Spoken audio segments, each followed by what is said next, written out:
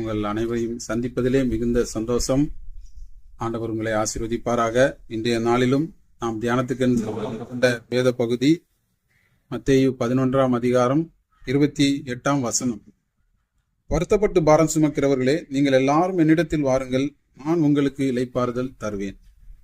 நம்முடைய ஆண்டவர் சொல்லுகிறார், யாரெல்லாம் வருத்தப்பட்டு பாரம் சுமக்கிறீங்களோ, யாரெல்லாம் கஷ்டப்படுகிறீங்களோ, யாரெல்லாம் கவலையில் இருக்கிறீங்களோ, அவங்க எல்லாம் என்னிடத்தில் வாருங்கள், நான் உங்களுக்கு இளைப்பாறுதல் தருகிறேன் என்று சொல்கிறார். நம்முடைய ஆண்டவர் நமக்காக, நம்முடைய கஷ்டங்களுக்காக, நம்முடைய பாவங்களுக்காக, நம்முடைய அக்கிரமங்களுக்காக அவர் என்ன செய்து விட்டார்? சிலுவையை சுமந்து நமக்காக என்ன செய்து விட்டார்? சிலுவை சுமந்து நம்முடைய என்ன செய்யறார்? நம்முடைய கஷ்டங்களுக்காக அவர் சிலுவை சுமந்து விட்டார். ஆகவே நாம் இனி என்ன செய்ய வேண்டிய, சுமக்க வேண்டிய அவசியம் இல்லை. அதனால்தான் அவர் சொல்கிறார், எல்லாரும் என்கிட்ட வாங்க, நான் உங்களுக்கு இளைப்பாறுதல் தருவேன் என்று சொல்கிறார்.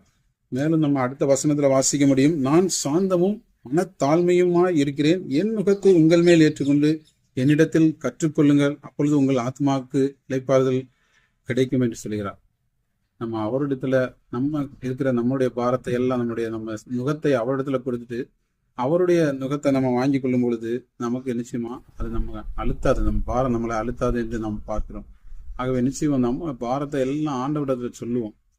என் நுகம் மெதுவாயும் என் சுமை இலகுவாயும் இருக்கிறது என்று சொல்கிறார். நம்ம நினைக்கிறோம் நம்ம பாரம் தான் நம்ம வெயிட்டா இருக்குன்னு நினைக்கிறோம். ஆனால் ஆண்டவர் சொல்றார், நீங்க அவ்வளவு வெயிட்டை சுமக்க வேண்டாம், நீங்க என்ன செய்யுங்க, உங்க நுகத்தை என்கிட்ட கொடுத்துருங்க, உங்க பாரத்தை என்கிட்ட கொடுத்துருங்க, நான் என்ன செய்யறேன் அதை சுமக்கிறேன், நீங்க என்ன செய்யுங்க, ஃப்ரீயா இருங்க என்று சொல்லி நமக்கு வேதத்துல அவர் கற்றுக் கொடுக்கிறார்.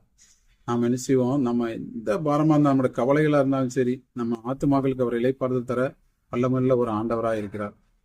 ஆண்டவர் நமக்கு கற்றுக் கொடுத்து போன அந்த பாதையில நாம கடந்து செல்வோம். அந்த உலக காரியங்கள்ல நமக்கு அநேக கவலைகள் இருக்கலாம், அநேக பாரங்கள் இருக்கலாம். நம்ம மனிதர்கள்ட்ட சொல்லும் பொழுது நம்முடைய பாரங்களை அவங்க நினைச்சுவாங்க, கூட்டிக் கொண்டே போவாங்க.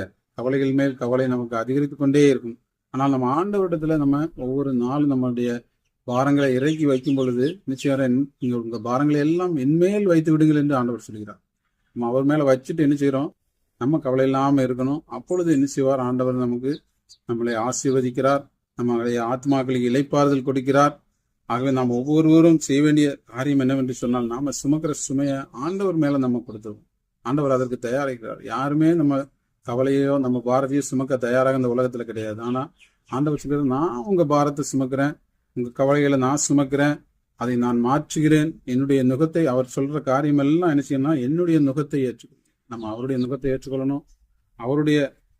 அவரை நாம் என்ன செய்யணும், நோக்கி கூடும் பொழுது அவர் நம்முடைய பாரத்தை ஏற்றுக்கொண்டு நம்முடைய கவலைகளை மாற்ற வல்லவராக இருக்கிறார். ஆகவே நம்முடைய சுமையை என்ன செய்வோம், அவரிடத்திலே கொடுப்போம்.